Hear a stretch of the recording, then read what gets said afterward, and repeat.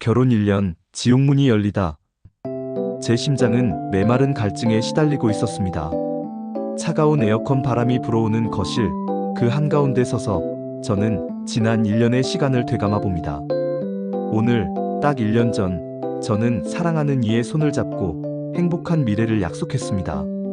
신혼의 달콤함으로 가득해야 할 시기. 하지만 제 현실은 차가운 배신감과 지독한 후회로 얼룩져 있습니다. 저는 이제 막 37. 인생의 가장 중요한 선택인 결혼이 이렇게 처참한 막장 드라마가 될 줄은 꿈에도 상상하지 못했습니다. 저는 분명 사랑하는 아내와 결혼했지, 그녀의 가족이 수십억 원이라는 상상조차 할 수 없는 빚을 안고 저를 기만하고 결혼한 것이 아니었습니다. 그 당연한 진실이 왜 제겐 이토록 고통스러운 깨달음으로 제 모든 것을 집어삼킬 거대한 쓰나미로 다가왔을까요? 결혼 전 저희 부부는 마치 어린아이들처럼 행복한 미래를 그렸습니다. 저는 36의 패기 넘치는 청년이었고 그녀는 32살의 밝고 사랑스러운 여인, 제가 꿈꾸던 이상형이었습니다. 우리는 서로의 눈빛 속에서 무한한 신뢰와 애정을 확인하며 결혼을 결심했습니다. 오빠, 우리 둘이 힘을 합치면 못할 게 없어. 아내는 제 비전에 뜨거운 공감을 표했습니다. 우리의 목표는 서울 강남 핵심 지역의 새 아파트에 입주하는 것. 응, 여보 말대로. 지금은 이 전세에서 시작하겠지만 결국엔 꿈의 아파트 잔금까지 우리가 직접 마련하는 거야. 그래야 더 뿌듯하지 않겠어?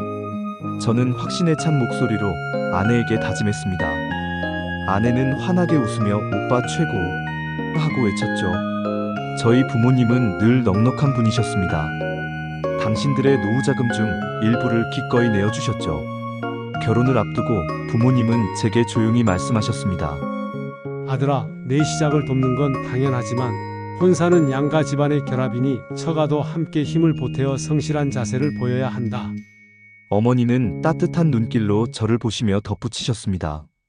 우리가 너희 전세 자금에 3억 원 보태줄 테니 이걸 발판 삼아 더 크게 일궈 나가거라. 혼자 짊어지려 하지 말고 서로 의지하며 사는 게 부부란다. 말없이 통장으로 들어온 그 돈 앞에서 저는 부모님의 사랑과 헌신에 목이 메었습니다.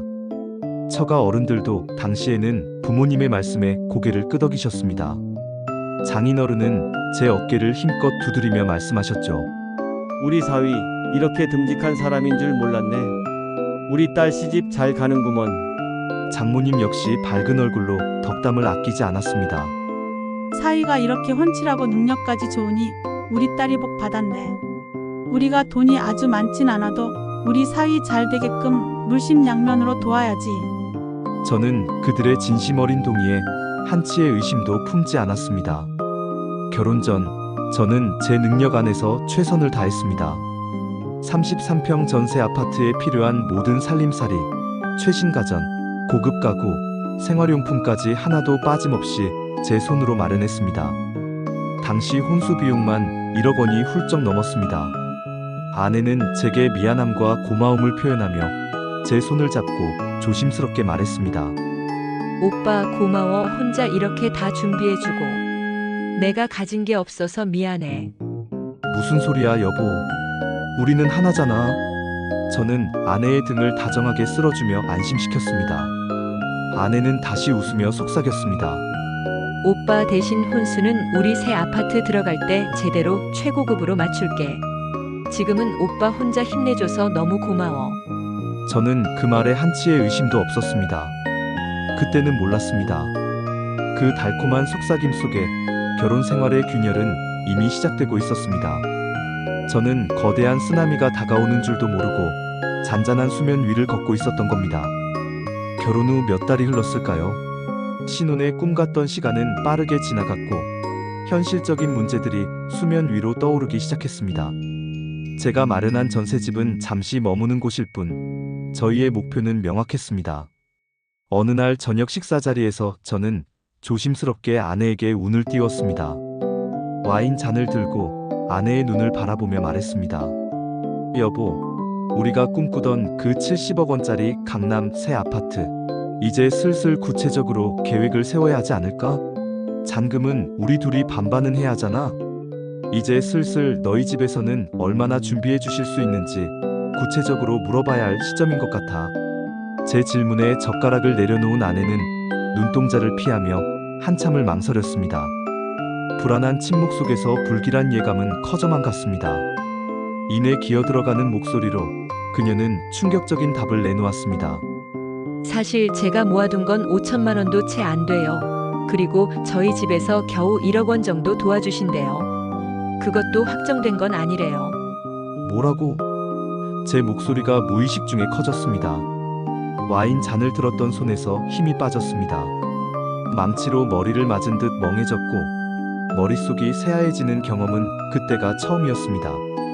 발밑이 흔들리는 듯한 충격과 함께 아내의 다음 말이 저를 지옥으로 떨어뜨렸습니다.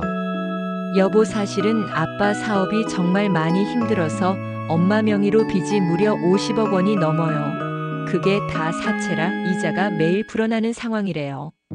결혼 전에 얘기하면 오빠가 결혼을 안 할까봐 부모님과 제가 말씀 못 드렸어요. 정말 미안해요. 여보, 50억. 저는 속았다는 생각에 뇌가 정지하는 듯 했습니다. 장인의 사업이 힘들다는 건 짐작했지만 장모님 명의의 고금리 사채 50억이라니 대한민국에서 평범한 개인이 감당하기엔 너무나 천문학적인 금액이었습니다. 제 머릿속을 맴도는 것은 과거 아내와 처가 어른들의 목소리였습니다. 결혼 전 빚이 있냐 물었을 때마다 없다. 우리가 잘 풀리면 우리 사위 시원하게 도와줄게. 라고 완벽하게 기만했던 그들의 말. 배신감과 기만이 뒤섞인 감정은 매일 밤 저를 집어삼켰습니다. 잠자리에 들면 빚 독촉에 시달리는 처가 식구들의 악몽에 시달렸고 아침에는 땀범벅이 된 채 불안에 떨며 깨어났습니다. 결혼 1년이 지났지만 그 끈적한 배신감은 여전히 제 마음 깊숙이 박혀 저를 갉아먹고 있습니다. 50억이라는 숫자는 단순한 금액이 아니었습니다. 그것은 제 미래의 꿈, 아내에 대한 믿음, 그리고 제 삶의 모든 희망을 한순간에 잿더미로 만들어버린 절망의 숫자였습니다. 저의 찬란했던 미래는 송두리째 강탈당했습니다. 저는 살면서 처가에 먼저 돈 이야기를 꺼낸 적이 단 한 번도 없습니다. 오히려 더 좋은 사위가 되기 위해 노력했습니다. 매달 생활비를 보태드리려 했고 명절마다 값비싼 선물을 챙겨드렸으며 경조사가 있을 때마다 제가 발벗고 나서서 도와드렸습니다. 그런데도 매번 처가댁을 방문할 때마다 혹은 전화 통화 때마다 그들은 한 발 먼저 이런 말을 꺼내곤 했습니다. 제가 아무 말도 하지 않아도 마치 제가 돈을 받으러 온 파렴치한 사위 마냥 저를 죄인 취급했습니다. 장인어른은 소주잔을 기울이며 깊은 한숨을 내쉬었습니다. 아이고 사위 정말 미안하다. 우리가 사정이 이래서 자네한테 늘 부족하기만 하네. 나중에 자네에게는 크게 보답할게. 장모님은 물수건으로 눈물을 훔치며 거들었습니다. 어쩌면 좋니 우리 사위. 에휴, 이 엄마가 죽을 죄를 지었네. 자네 장인만 아니었으면 우리 딸 고생 안 할 텐데. 그 말은 제게 진심 어린 사과처럼 들리지 않았습니다. 50억이라는 빚더미 위에서 그들이 저를 저울질하는 듯한 기분이 들었습니다. 마치 제가 처가의 짐이 되었고 저 때문에 그들이 한없이 작아지는 듯한 착각에 빠지겠습니다. 그들의 의도와 상관없이 저는 굴욕감을 느꼈습니다. 사위는 봉인가? 이렇게 바닥까지 추락한 자존감을 느끼며 살아야 하는 건가? 제 머릿속에는 하루에도 수십 번씩 비수가 박히는 질문이 떠올랐습니다. 가장 결정적이었던 것은 지난 여름휴가 때였습니다. 장모님이 저희 집을 방문하셨죠. 아내와 저는 이 불편한 상황 속에서도 도리를 다하기 위해 최선을 다했습니다. 우리는 미리 상의했습니다. 두 분 멀리 오시느라 힘드셨을 텐데 편하게 우리 집에서 하룻밤 주무시고 가셨으면 좋겠어. 그렇게 정성껏 대접하고 이튿날 배웅까지 마쳤습니다. 그런데 며칠 뒤 퇴근하고 돌아온 아내가 잔뜩 언짢은 얼굴로 제게 말을 꺼냈습니다. 엄마가 글쎄 집에 왜 텔레비전이 없냐고 하셨어. 응? 그게 무슨 말이야? 우리가 필요한 거 다 갖춰놨잖아. 저희는 넷플릭스를 주로 보기 때문에 큰 TV는 거실에 따로 두지 않고 있었습니다. 아내는 한숨을 쉬며 말을 이었습니다. 그게 아니라 요새 집들은 다 거실에 최고급 스마트 TV를 놓는다던데. 없는 집에 시집 왔다고 우리 딸 무시하는 거 아니냐고 하셨어. 저는 순간 할 말을 잃었습니다. 눈앞이 캄캄했습니다. 아내의 다음 말은 저의 억장을 무너지게 만들었습니다. 그리고 엄마가 왜 먼저 가라고 말을 안 해서 서운하게 만드냐고 불평하셨어. 우리가 먼저 제안했는데도 참. 아내의 목소리는 미안함보다는 짜증과 불편함이 뒤섞여 있었습니다. 저를 탓하는 뉘앙스마저 느껴졌습니다. 저는 순간 터져나오는 분노를 참지 못했습니다. 목소리가 떨려왔습니다. 뭐라고? 내 부모님께도 하룻밤 주무시고 가시라는 말을 굳이 먼저 꺼내지 않는데 왜 처가에는 그게 당연한 배려여야 한단 말인가? 나는 내 집을 마련했는데 왜 그들은 남의 집 있네 공간까지 침범하려 드는가? 그리고 TV가 없다고 나를 무시해? 우리가 없는 집 아니야? 도대체 누구를 무시하는 거지? 저는 억울함과 화의 치를 떨었습니다. 억지로 비교하지 않으려 애썼지만 이 지독한 현실 속에서 어쩔 수 없이 저의 부모님과 처가를 비교할 수밖에 없었습니다. 저의 부모님은 아내를 친딸처럼 아껴주십니다. 제가 보지 못하는 곳에서 아내에게 필요한 것을 먼저 챙겨주시고 늘 따뜻한 말과 진심 어린 애정으로 대해주셨죠. 명절에는 항상 며느리가 힘쓸까봐 직접 상차림을 하셨고 아내가 좋아하는 음식을 미리 준비해 두셨습니다. 아내 또한 그 사실을 인정했습니다. 여보, 당신 부모님은 정말 저를 친딸처럼 대해주세요. 친정 엄마보다 더 편하고 따뜻하게 느껴질 때도 있어요. 아내의 그 말이 제겐 또 다른 비수로 박혔습니다. 제 부모님의 진심을 알기에 처가의 행동이 더욱 비교되고 상처로 다가왔으니까요. 하지만 처가는 정반대였습니다. 50억 빚은 차치하고라도 그들의 말과 행동은 저를 끊임없이 벼랑 끝으로 내몰았습니다. 금전적인 지원은커녕 오히려 저희에게 온갖 요구를 늘어놓으며 불편하게 만들었고 뒤에서는 불평과 뒷담화로 저희 관계에 불화의 씨앗을 뿌렸습니다. 제가 마련한 전셋집에 대한 불만, 저의 직업에 대한 은근한 폄하, 저희 부부의 사생활에 대한 노골적인 관심까지 그들은 끊임없이 저를 깎아내리고 짓밟으려 했습니다. 저는 속으로 생각했습니다. 정말 없는 사람이 더 큰 소리를 낸다는 말이 이런 뜻인가? 가진 것 하나 없으면서도 상대를 짓밟고 자기 이득만 챙기려는 사람들. 그들에게 저는 그저 빚을 갚아줄 호구로 보이나? 결혼 1년 동안 저는 이 말을 뼈저리게 느끼며 하루하루를 버텨냈습니다. 만약 제가 처가 부모라면 어려운 처지에서 자녀가 데려온 사위에게 더 큰 배려와 감사함을 표현했을 겁니다. 미안하다 사위. 우리가 경제적으로는 돕지 못하지만 그래도 우리 사위를 누구보다 아끼고 챙겨주겠다. 힘들어도 네가 최고다. 내 덕분에 우리 딸이 행복해 보인다. 따뜻한 말 한마디, 진심 어린 위로만으로도 충분했을 겁니다. 그런데 현실은 냉혹했습니다.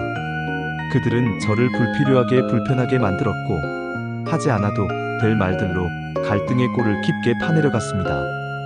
그들의 언행은 마치 네가 우리 집의 구원투수가 되어야 해라고 끊임없이 외치는 것 같았습니다. 그들의 불편한 시선은 저를 한없이 비참하게 만들었습니다. 저의 자존감은 넝마가 되어 바닥을 기고 있었습니다. 지옥으로 끌어당기는 침묵과 옹호. 결국 저는 더 이상 혼자 감당할 수 없어 제 부모님께 모든 사실을 털어놓았습니다. 아버지의 서재. 어릴 적 제가 잘못했을 때마다 불러 혼내시던 그 공간에서 저는 다시금 어린아이처럼 모든 것을 고백했습니다. 장모님 명의로 50억 원이라는 엄청난 빚이 있고 처가에서는 저희에게 단 한 푼도 지원해줄 여력이 없다는 것을, 오히려 언젠가 저희에게 짐이 될지도 모른다는 사실을요. 부모님은 제 이야기를 들으시며 깊은 한숨을 내쉬셨습니다. 아버지의 얼굴에는 깊은 주름이 더해졌고 어머니의 눈가는 붉게 충혈되었습니다. 몇 날 며칠을 근심하시던 부모님은 제게 어렵게 말씀하셨습니다. 아들아, 내가 선택한 결혼이니 우리가 무엇라 할 수는 없구나. 다만 이 짐을 너 혼자서 감당하려 하지 마라. 우리 가족이 함께 너를 도울 방법을 찾아볼 테니 혼자 끙끙 앓지 말거라. 어머니는 제 손을 잡고 눈물을 흘리셨습니다. 그 말은 위로가 되기보단 제 마음을 더 무겁게 짓눌렀습니다. 제가 사랑하는 부모님께까지 이런 엄청난 짐을 안겨드린 것 같아 죄책감에 시달렸습니다. 만약 결혼 전에 이 모든 사실을 알았더라면 저는 절대 이 결혼을 하지 않았을 겁니다.